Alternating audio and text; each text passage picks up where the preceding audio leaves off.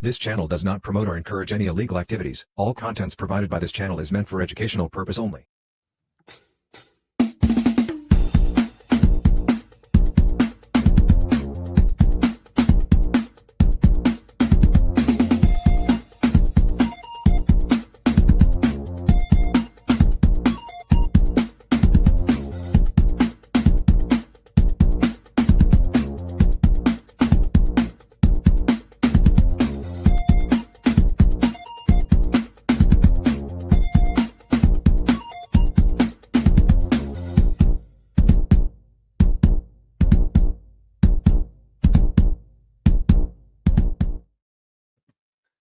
What is up, party people? How is the wait, I should have just double checked it.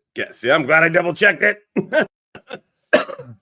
This is a show you get used to. What's up, GT? Joey, Bree. They did issue the warrant. Okay, well, that's a whole different thing. All right, so we got Josh here. He is the owner and CEO. Yeah. CEO of Mighty Kind Seltzers. You want to hand me one of those? Or both? Here, I'll do both. We'll do both of these. All right. So I'm going with the Heady Lemon. This one I like. I think you're I really like the watermelon ones too. I like them all, truthfully. Not just saying it because, oh, by the way, there's a promo code. How many we got in here? 13 kind of creeping in. We'll get some more maybe. You get 20% off on all your orders. Now, there's 800 store locations, and I'll show you how to go to find the store locator, but you won't get the discount, obviously, if you go to the store, unless they know who I am, I guess. So let's see here. Cheers. So we're going to rethink the cheers. All right, everybody. And then we got Florida Kush in the bong and orange sherbet in the joint. Oh, here we go. Jolie. Oh, also, yes, we will talk about the difference between Delta 9, Delta 8, and all that stuff. We were going to save it for the show here. So, mango is good. I like the mango too. I like the banana kush. I think is my favorite. I think banana kush is my. Yeah, that's the mango dream has kind of like that dreamsicle vibe going. So, okay, so let's start. So, okay, you're born and raised St. Louis, right? And your family owns the Pops Blue Moon. Yep. Okay. And so then how did you get started with the seltzer? Oh, just real quick, sorry. By the way, Pops Blue Moon, it's down on the hill. If you're, I don't know how many St. Louis people we got in here right now, but if you're in St. Louis, it's down on the hill. It's on the north side of 44. So it feels a little cut off, but it's still part of the hill. You'll see the flag. So you'll see they've got a blue neon sign going. So go check them out too. So, okay. So you got the bar. And then how did the drink stuff come about? How did you? Yeah, I mean, really just being, I opened a bar when I was 21 years old.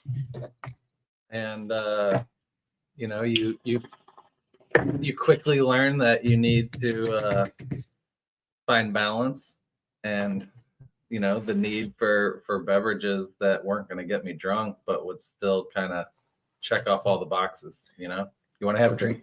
I like to have a drink in my hand. I don't want to get drunk. So there was this immediate need just for me personally. Mm-hmm.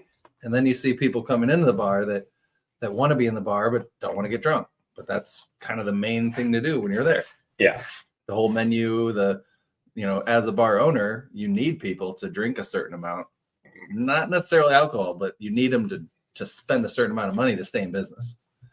And so there's just everything's kind of built to, you know, for that customer to have a couple of drinks and everything makes sense. You know, it completes the circle of the business. And so for me, I knew I wanted other drinks and I knew other people wanted drinks, and there just wasn't anything there. It was like, what, you know, we're drinking water or soda or, you know, a LaCroix or something.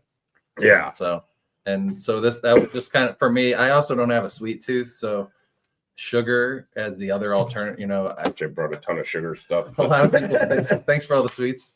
A lot of people, I actually, I was just born without a sweet tooth.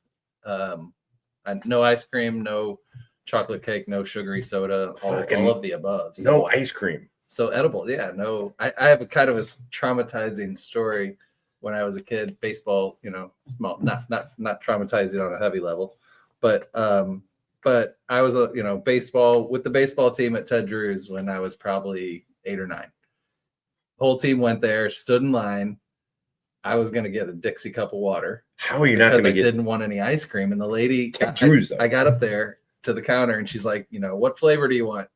And I was like, can I have a water, please? And she's like, yeah, sure. But what flavor ice cream do you want? Or whatever. And I'm like, what flavor? I'm like, just the water. She's like, you don't want anything? And they're like, and everyone behind me, I turn around, they're all looking at me like, why doesn't this kid want ice cream? I'm sitting here thinking of it while you're saying it. I'm like, ice cream. So it just doesn't taste good to me. It's one of those things. So I was just passionately motivated to create beverages that tasted good, had fun flavors, but don't have sugar, don't have monk fruit or stevia or sucralose or one of those other artificial sweeteners, or just kind of hard to find in this cannabis space, especially. Real sweet. It usually just they send it over to the formulation department to mask the extract, mask the cannabis, and try to cover it up with sweetness and sugars. And so I right away had a challenge because we're drinking a lemon sparkling water. If there's something weird in there, that's all going to enhance it. The carbonation, the lemon, it's all going to bring out any kind of flavor that might be there.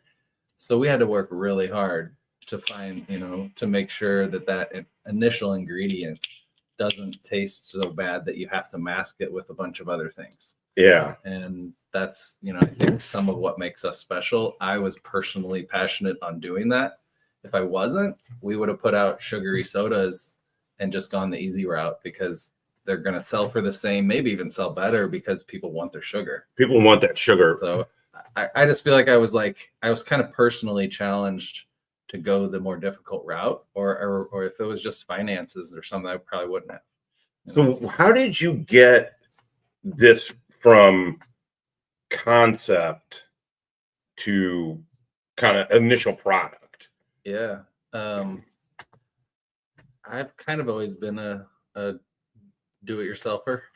Opening your own bar and shit. I like to figure things out. Yeah. And go to the source as much as possible. So for this one, I've been in the bar business for almost 20 years at that point, and I was looking for kind of that next thing. I've been promoting music and live events and festivals and things as well. So I really wanted something that would allow me to still do that, still be in that space. And it was just really an organic thing that happened kind of naturally. I wanted this for myself and my friends and my customers. Totally. And so I knew other people did too. Yeah. We're just a dive bar in South St. Louis that's a bunch of people hanging out, and you could see the customers even they'd have fun hanging out. They wouldn't want to go home, but they knew they had enough to drink for the night. So what do? Yeah. And you don't want to switch to a water or something. You kind of wanted just something else that tasted good, or, hit the spot in some other way. Or they just didn't want to drink that night, but they still wanted to come out and hang out and see some music and see their friends and have a chat and talk about their day. And it didn't, there was something needed to keep people from feeling like they had to drink just to do that. It is one of the, I don't know if it's growing up in St. Louis or military, combination of both. You're just always drinking beer. Constantly drinking beer. And so I noticed for me when I was like, okay, I got to cut. I still drink beer every now and again, but it is something to have in the hand. For me, it was, okay. It was more of a habit that I needed it, like a cycle, to have just a can of beer in my hand. Sure. And okay, I'm going to have 3 of these, maybe not get drunk or at all, but 3 beers, but I really don't want the beer necessarily. That's why I've been loving these. My problem with these, and I'm not, it's just that you gave me those other ones and I gave 2 away, but I drank the rest, and not I was going to keep this, because I was I need to give these out, drink them on the show. they're so easy to fucking drink. But it is having something in your hand, and there's definitely 10 milligrams normally would not. If I ate if somebody offered me a 10 milligram gummy, I'd probably turn it down unless I had more, because I'm like, well, 10's not gonna do shit to me. Right. 10 milligrams of this stuff, though. I mean, if taking one bong hit, one hit of this, half a can. I mean, I'm chatty anyway, but I really can't feel the. I mean, it definitely works faster. Yeah, it does. And it seems to have, so just for anybody listening, thinking about 10 milligrams or not, you do have 5 milligram ones too, right? Yep. And so there's 5 milligram ones too, if you think the 10's too. And we have 20 coming soon. Nice. Yeah, those 20s will be rocking. Yeah. This is we have a broccoli flavored one, I think. With somebody, I saw somebody Juggernaut fucking around. Yellow beanie. I like broccoli Juggernaut, just so you know. It doesn't taste like strawberries. Yeah, I do like broccoli actually. I actually like strawberry flavor. So that's the whole thing, is like I like all the fruit flavors, and strawberry is actually one of my faves. But it's just the sweetness side of it. And making these drinks gives me a chance to just use the flavor extracts, and I get to make the decision not to add any sweetener when it comes down to it. So, not everybody will like it, but I think there's plenty of people out there, the LaCroix, the bubblies, all the non-sweet, sparkling waters out there. So yeah, Juggernaut, you mean like club soda and seltzer? Isn't that salt? Club soda. What's the difference between club soda and seltzer? Well, there's probably different definitions out there that you can find for seltzer itself. I feel like it's a pretty broad anything carbonated word. Water, right? He's also adding I don't know, is it sodium to make. So like, why would this be? I don't know if he means why would this be considered a seltzer and not a soda? Now they have root beer, and the root beer does have pure cane sugar in it. Yeah, we could call it sparkling water. We could call it. I mean, some people call them sodas, even though I think a soda is kind of something that's sweetened. And so for us, we have a cannabis soda that has pure cane sugar, and we have a seltzer that is unsweetened. We definitely chose that word seltzer. Part of the reason is that the hard seltzer category, the alcohol world, is really trying to claim the word seltzer. Before hard seltzers, if you thought of the word seltzer, it'd be like this, little bottle of sparkling water from New York or whatever. Like back in the day, the New York seltzers. New York seltzers. Fucking love those though, man. But nowadays, the industry of hard seltzers it's a $1 billion, multi-$100 billion industry or whatever it is now. It's huge. And so part of my mission with let's get back into these cannabis seltzers. I got us off track. Is really the word seltzer, the word cannabis on this can. It makes it that social beverage that you have. That's hey, it's almost like when you go into bars and say, hey, do you want a seltzer? If you go into my bar and you say, do you want a seltzer? The bartender's going to say, do you want a cannabis seltzer or do you want a hard seltzer? There's an obvious question right away. Just and I think that makes the customer question, which one do I want?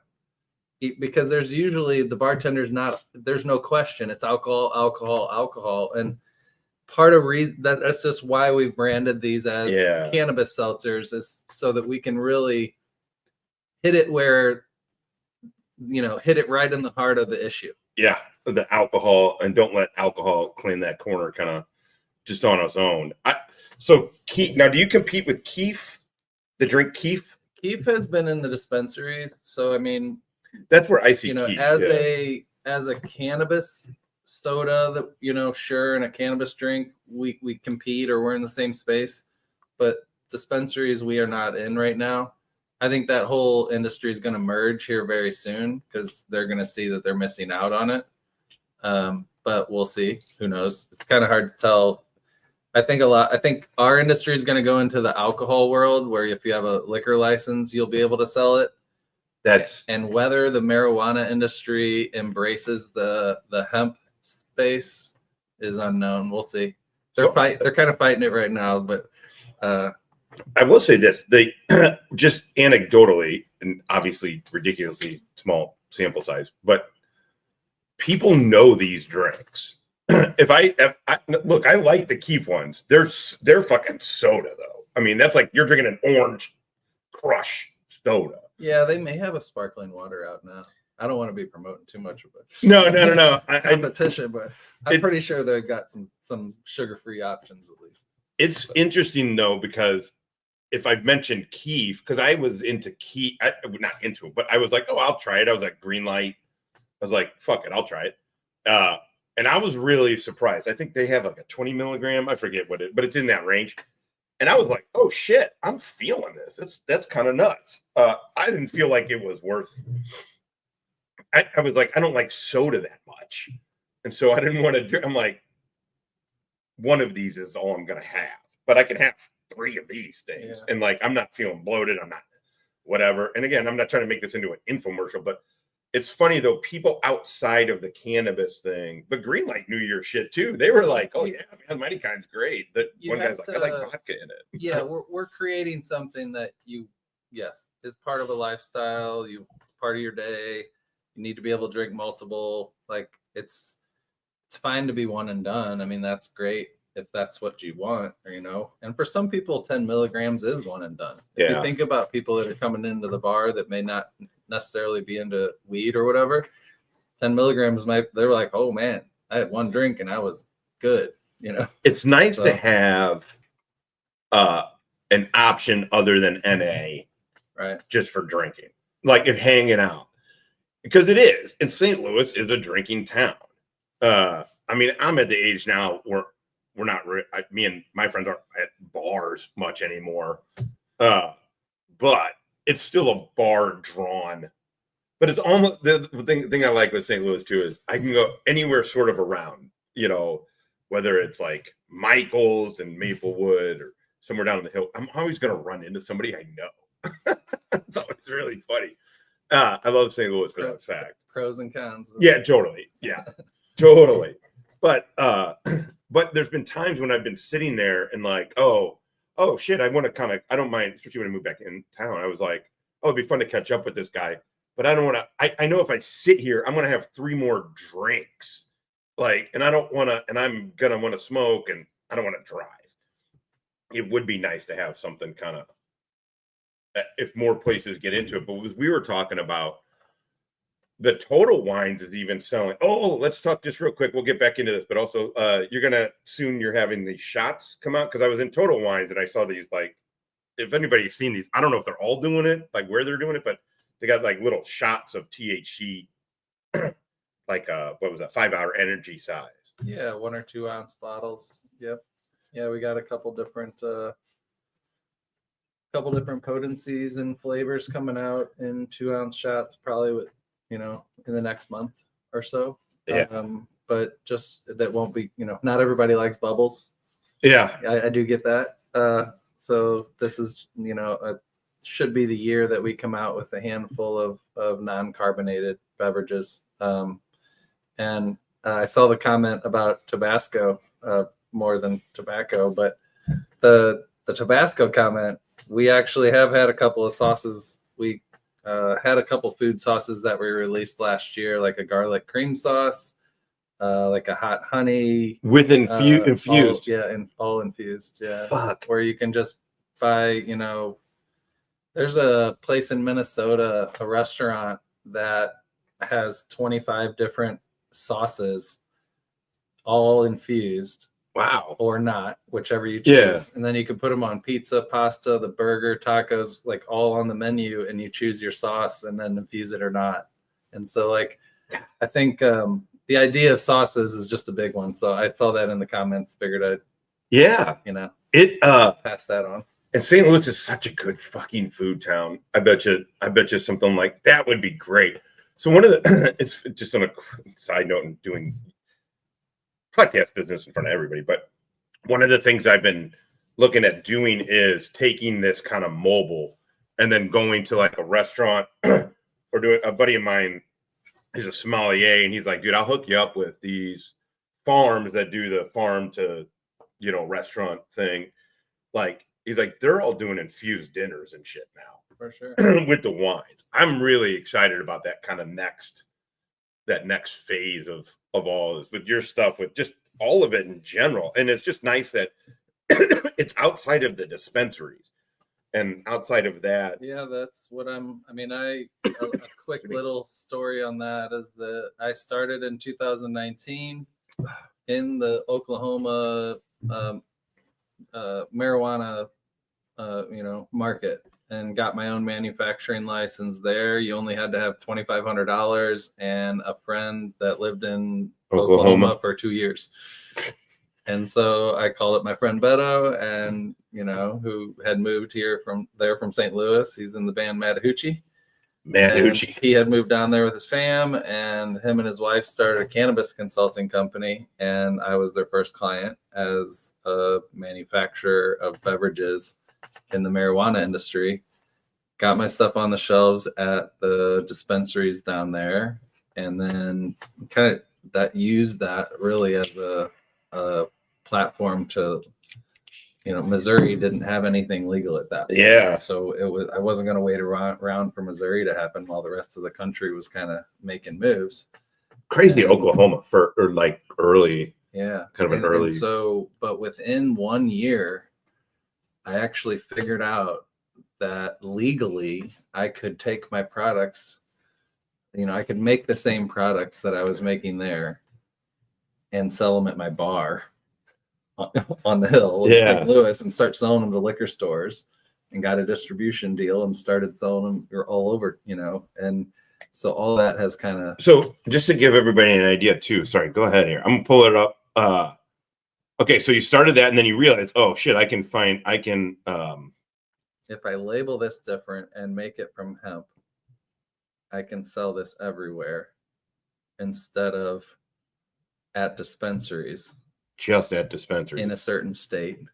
Look, it's nationwide in Hawaii even. And Hawaii. And you've shipped to the UK, right? And we've not for accounts. I mean, we've shipped in Canada and UK, but oops, sorry, I keep moving. We don't have any retailers out there. Gotcha.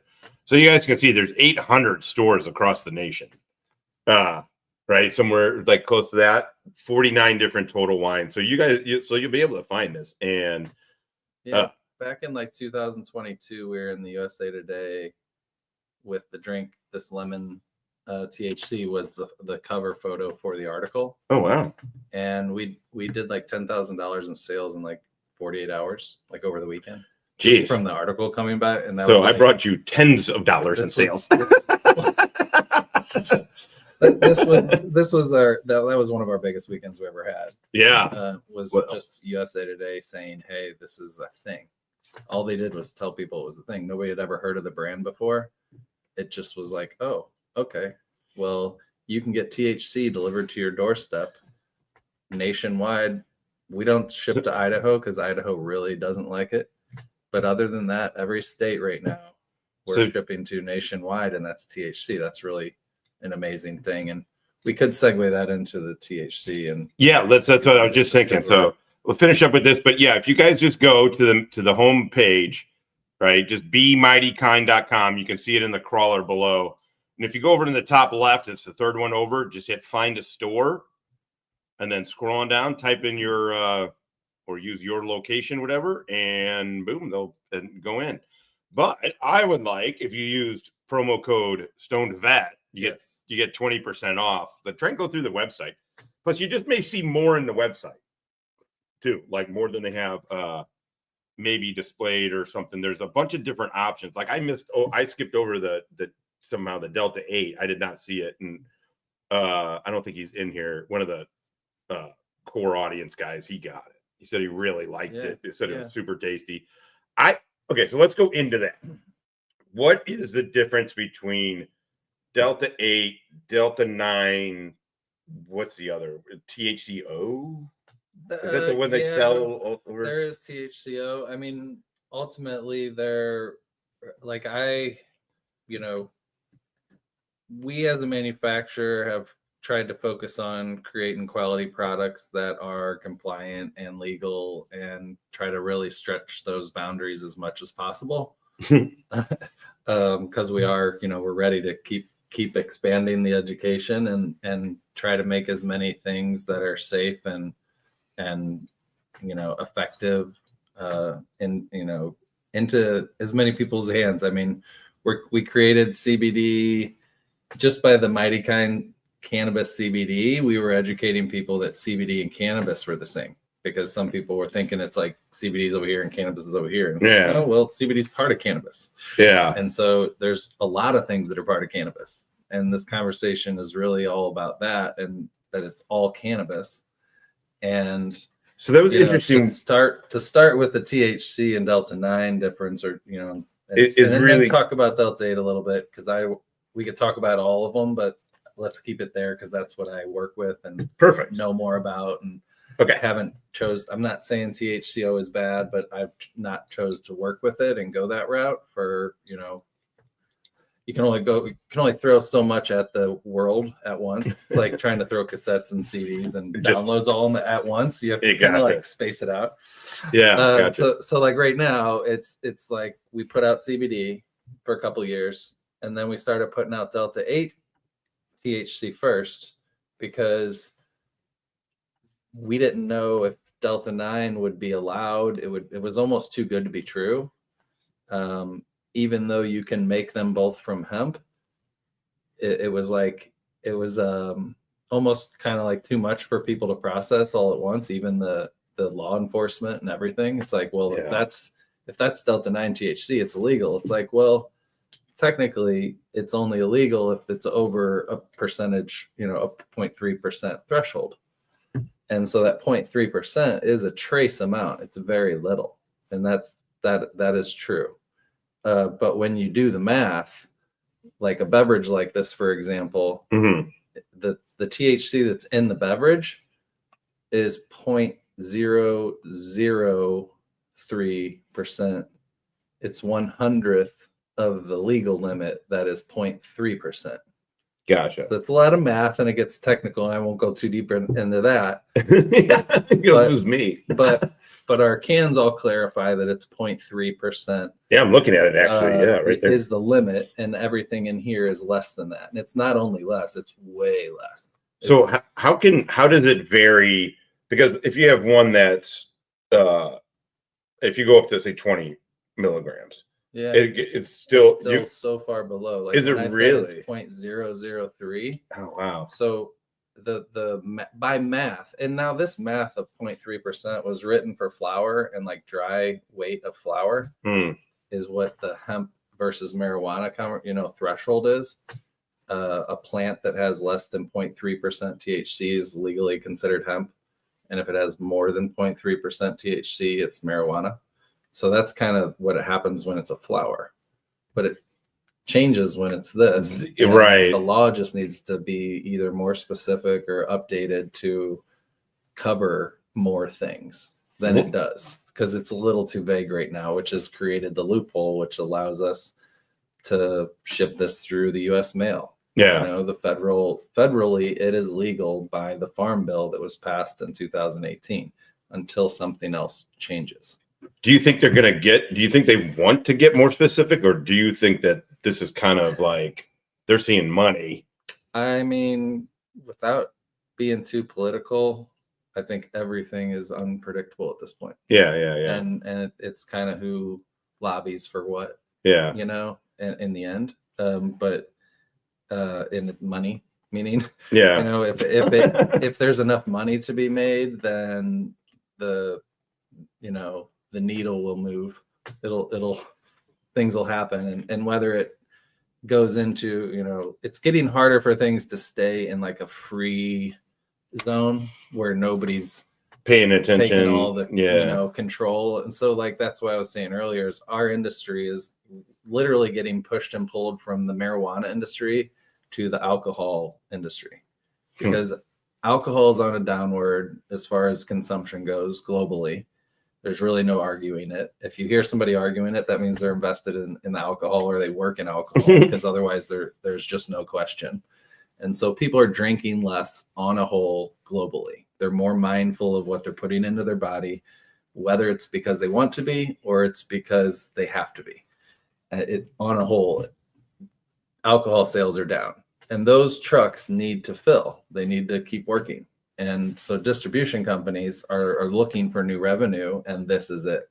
It's no question. This is a beverage that the beverage industry needs to replace lost sales in the alcohol industry. So right now we have those distribution companies, the retail outlets, the liquor stores, they're all lobbying and working on deals on how to properly regulate this at the right amount.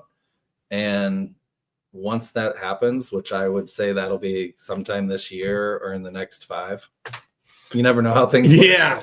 but I hope it happens like this year, because it'll just allow people to understand what we're doing.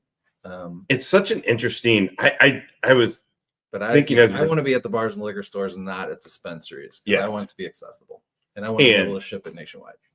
And it fits a different way, and the way you're not just selling it, but what it is that it's that alternative to alcohol, not a new way to just ingest weed. Right. Or But- it's not just Is that- in medicine even. Like, it's not like dispensary is not a place that you like. We need to be where the alcohol is being consumed in order to offer an alternative. I think that's kind of where you were going with that. Yeah. Is that you have to be in that place. Like, if you can't be in the bar and at the liquor store, which is where people need the alternative on the shelf, then you're not making it as accessible as it needs to be in order to be what it is. I wonder if they'll eventually pull it under the alcohol banner, or it's curious because it seems. I mean, I don't know anything about it. It's absolutely going to happen. Yeah. Okay, so let's go back. You heard it here first. Oh, here, right. Tom Over Donovan, there, or friend of the show, Tom Donovan. I often look at myself there. It is. You heard it here first. Yeah, I definitely heard it here first. It is weird. You get used to looking at you stop caring about that you're looking at yourself for a bit. It's fucking weird. Not just the amount of camp pictures or whatever, just the fact that you're doing it feel narcissistic at first.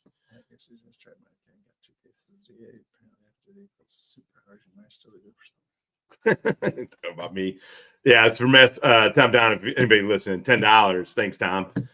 Very generous. SB, your suggestion. I tried Mighty County, got 2 cases of the Cherry Blossom 20 D8, 20 milligrams D8. Apparently, even after the eclipse of your superpowers, I have a couple. You might still be good for something.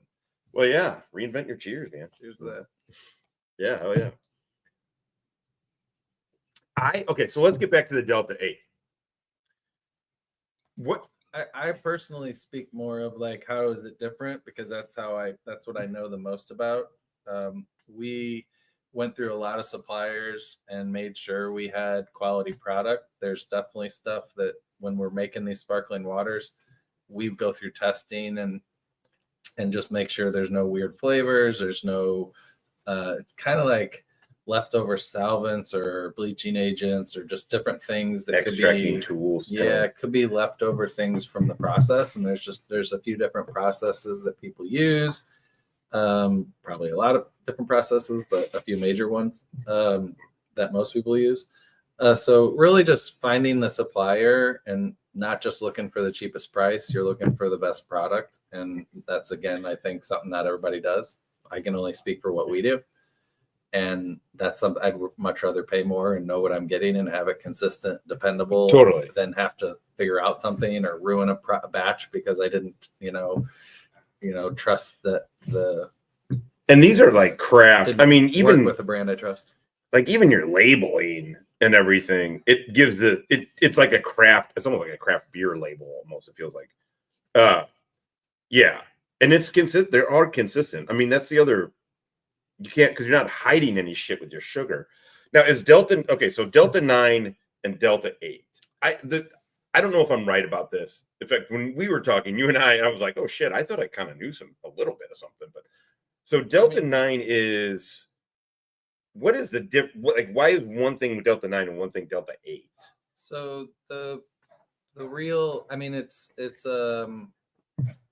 just like there's CBD, CBG, CBN, there's Delta 8, Delta 9, Delta 10. They're all different parts. You know, either cannabinoids or compounds is probably the best word. But they're all parts of the cannabis plant.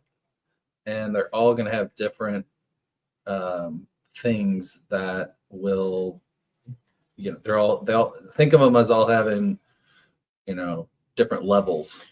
But Delta 8 isn't a synthetic. It's not. It's not like a salvia or something like that. No, nothing like salvia or K2 or any of the kind of like that types of synthetic. Gotcha. At all. Genetically, the word synthetic is a very broadly used term, but it's not those. I guess it's been abused. Yeah. It is not those. It is definitely something that is part of the cannabis plant. The question comes into like, how is it being made? You have different ways of making the same thing. Kind of like, you know, Delta 9 is, so there is no difference between THC and Delta 9 THC. There was a question earlier, you know, what is the difference? Yeah. Delta 9 THC is the full name for what we all know of as THC. So whenever anybody's saying Delta 9, you don't want to assume that that's like some different thing, or that's not what you're used to when you're smoking joints or just whatever. You know, Delta 9 THC is the full name for what we all know as weed and pot and all the things. So like go to Green Light. Go to a dispensary, you get your Delta 9 THC. That is what you're going there. It is the most widely known, you know, and arguably the very best part of the cannabis plant. We never called it Delta 9 THC because nobody was talking about Delta 8 or Delta 10 or any of the other parts. There was no need to specify that it was Delta 9. Just like you know, there's been a lot of people don't know about like CBG and CBN and other parts that are similar to CBD, but they're a little different. And the reason that CBD and THC are the ones everybody knows is because those are the ones that were the most naturally found in the plant as it grows. But that doesn't mean that those are the only two parts. There's over 100 parts, and they're just really small. and different strains have different levels of CBD, CBG, CBN. It's all, you know, very similar. Hey, Stella. And so, you know, D8 and D9 are very similar. D8 is not as potent. It's not as stony, you know. I don't feel like there's as much of a head buzz, like, but you get more body buzz. I personally do. I get more of a like balanced kind of uplifting, you know. Some people are like, oh, I don't get as high off of D8. It's like, well, but other people are like, man, it really helped my pain relief, or it helped me to sleep or whatever. And maybe you didn't get as confused. You don't have as much paranoia, or, you know, I think there's a lot of good for D8, and a lot of people that simply have, like, I've learned they don't like D9. It just doesn't, it's not for them. They're not trying to get high. They're looking for this overall kind of calmness, balanced, content, you know, a little pain relief, a little anti-inflammatory, like all those things are things that a lot of people are looking for. And then the other high, the confusion, the anxiety, the paranoia, that's all like a side effect, literally. It's like if they could take that out of the experience, they would buy that product. And so now you have a D8 product that is that whole exact idea, that you can create a product that's like less paranoia, less anxiety. Then the press went and gave Delta 8 a bad name, because it needed, marijuana companies were trying to give the hemp beverages bad, you know, press. And because they want everything to be in the dispensaries. Their argument is, it's unregulated and it's scary and kids are going to get these gummies and all that kind of thing. And if anybody knows anything about the regulated industry, no offense, has plenty of its own problems with testing and consistency and all that kind of stuff. So any good brand in either industry is going to do proper testing, is going to have quality control, is going to take care of those things. You don't as long as there's you don't get a quality product just by giving it that title of whatever Delta 9 of regulated is what versus unregulated was the current tangent. But the Delta 9 thing, we tested out Delta 8 products and then segued into Delta 9 with most all of our products, because of that bad press, you can't sell Delta 8 in a lot of states. They have officially banned it because they want to ban something, and they can't ban Delta 9 because it is the same thing in the dispensaries. And ultimately, that's the point that I think we're trying to make. Hey, buddy. Hi, girl. Ultimately, what I'm trying to educate and tell people that, help people understand is that Delta 9 can be made from both hemp plants and marijuana plants. Same molecule, same thing. The 10 milligrams that we have in a hemp-derived Delta 9 THC can is the same 10 milligrams of THC you would have at a dispensary. It's the same thing. It's So it's a good thing to learn, is that hemp and marijuana are two names for cannabis, and it goes back to being the same thing at the bottom when it's Delta 9. So that's funny. It's cannabis. I didn't know. Yeah, I didn't know any of that before. And so if you look at our cans, we actually say hemp derived cannabis, which that's like saying like art inspired music. Or something. It's like art, like It's like just music isn't art, but art doesn't necessarily have to be music. So this is hemp derived cannabis, where hemp is cannabis.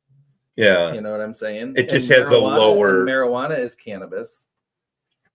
Just one has a higher THC, but right? But the government needed a way to regulate them, so they separated it by this THC level.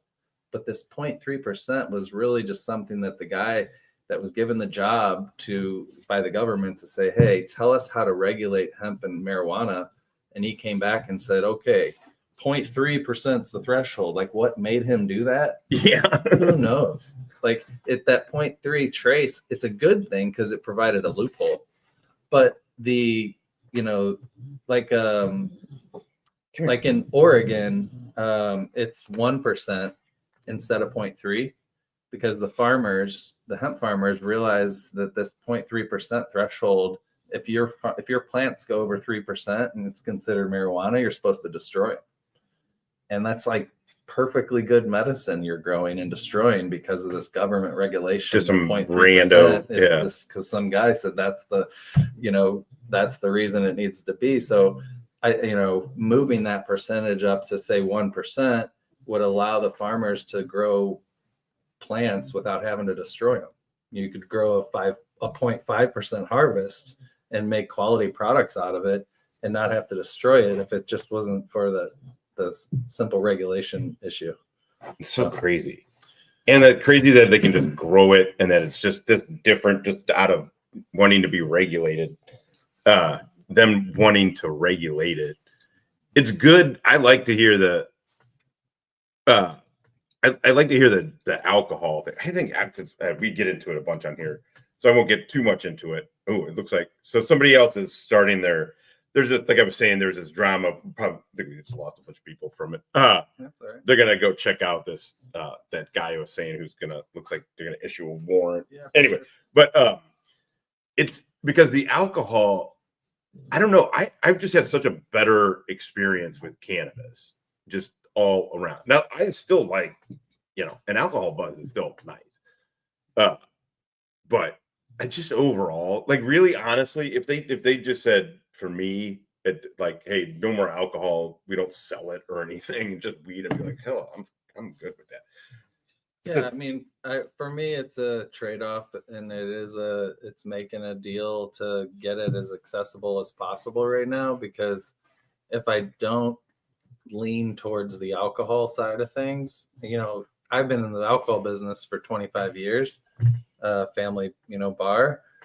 I've watched that, and I really think that, um, I think that, ideally we wouldn't be under the control of either. Yeah. It'd be free to go, directly to market. But the alcohol regulation is set up for intoxicating beverages. And that is the best description of what a THC beverage of what is. the drink is. Yeah. And it is an intoxicating beverage. And so the best way to get to the people is to go through that regulation that's already in place for that and not have to create a whole new thing. A whole new structure. And which marijuana is having to do, and it's taking forever. Yeah. As we all know, it's moving really slow for these last 50 years or whatever. And so alcohol has been working on it for 100 years. Yeah. And at least since prohibition, or whatever. So I think that, letting the alcohol industry that is hurting, and I'm part of that, with a bar. No, yeah. We have 30% of our sales are these CBD and THC beverages, and that's a really huge, huge number. Like 30%. Wow. Most bars in their non-alcohol side of things they're under 5%, and our bar has gone up to over 30, and I think that's the whole industry is moving in that category. So we need the distribution, we need the manufacturers, we need the bars to start making their stuff. Yeah. Are you getting it? That's great. Yeah. RA, $9.99. RA, friend of the show, obviously, and said I really enjoyed seltzer, and my mother does too. Yeah, I love them. I mean, look, I'm happy to partner with it. I really like the St. Louis business aspect of it all. That's all super cool, but I legit really like these things too. And just so you know, my mother is most likely who ships out your packages nationwide because she is in charge of online fulfillment now. Oh, really? My sister just taught my mother how to do the online fulfillment, so it is a family business for sure. Oh, nice. All right. Stella, are you getting crazy? Yeah. What is going on here? All right. Well, that's sure the mic's loving that. Yeah. I don't know. Can you guys, they like Stella anyway. Stella, you want to say hi to the people, Stella? Come here. Hey, come here. Come here. You want to say hi? Let's see if we can get you down. Here, Stella, jump up. Here, up. Can you, here, come up. Yeah, there you go. Oh, we almost got you. Hi. Here, Stella, come here. Yeah, here. Come up, everybody. Oh, there it is. Kind of. Oh, there she is. Oh, yeah. She likes it when it's her idea. Okay. Go. Star of the show. Yeah. Okay. Hey. No. What are you doing? Stop it. Get out. That's it. All right. Cool. Well, then that's a good time to tell Tom that he should put an order in. Tell him to talk to Josh. We'll give you a discount, but you should put an order in now because I don't know when the next D8 batch is going to be made, and the cherry is running out fast, and that's the last one we have. So I love that you like it, and if you tell them to, please keep making it, like in the notes, if you do make a purchase, or just message our social media, our website, and just tell them to keep making D8. I will put the note in for you as well, but it helps if it comes straight from you to the team so we can add it to our list. But we'll give you a discount. We'll make sure you get, a good deal, and I'll throw in a t-shirt or something. Hell yeah.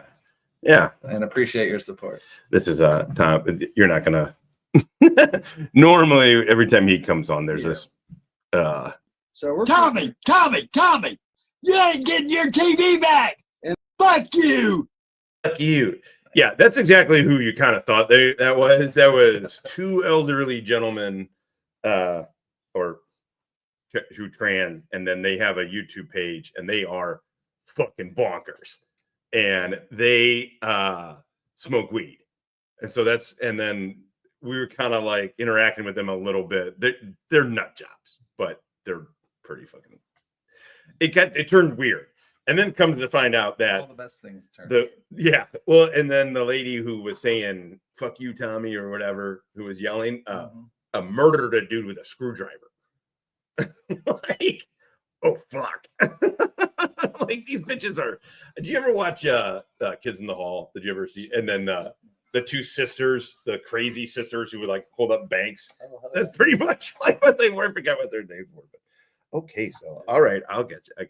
All right, guys. Well, hey, thanks for tuning in. I think Shiz is going to have her folks over there, right? Interested to see what happens with this Kaiser thing, but appreciate you guys tuning in, and obviously for Tom and RA and everybody else that bought any. Thanks, appreciate it. St. Louis business. You'll be partnering up some more. I got some ideas.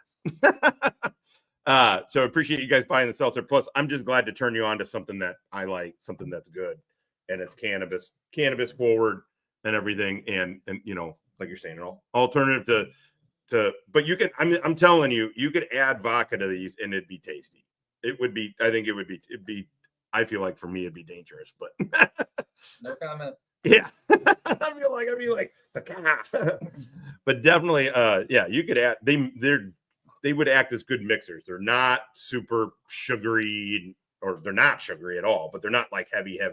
You're not getting a bunch of like artificial flavoring and shit. So anyway, go check it out. Be mighty kind. Promo code StoneVet, get 20% off. And all right, guys, catch you later. Okay, one last Stella.